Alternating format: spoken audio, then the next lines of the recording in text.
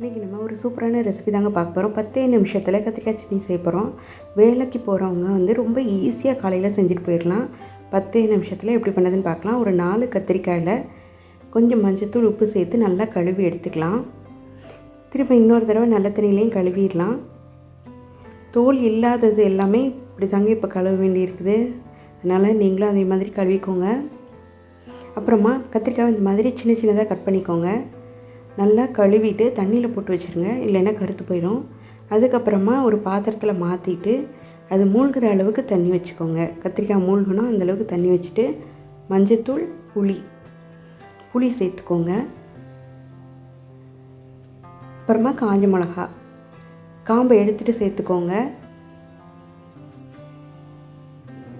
இப்போது இது மூழ்கிற அளவுக்கு நல்லா தண்ணி சேர்த்துக்கோங்க.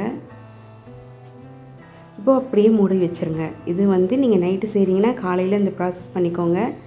நான் காலையில் தான் செய்ய போகிறேன். அதனால் நைட்டு இந்த மாதிரி கத்திரிக்காவை கட் பண்ணி தண்ணியில் ஊற வச்சுருந்தேன்.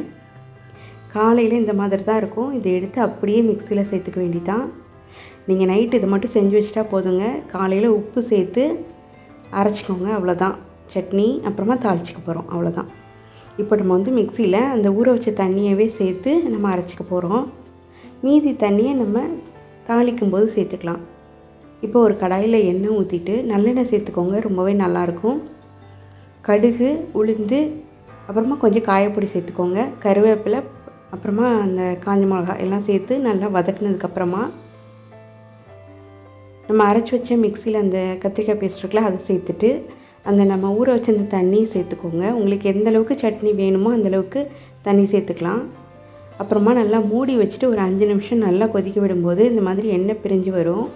நல்லா எண்ணெய் பிரிஞ்சு சுருண்டு வரும்போது ஒரு ஸ்பூன் நல்லெண்ணெய் சேர்த்துட்டு அப்படியே நம்ம பரிமாற வேண்டியதான். செஞ்சு பாருங்கள், செமையாக இருக்கும்.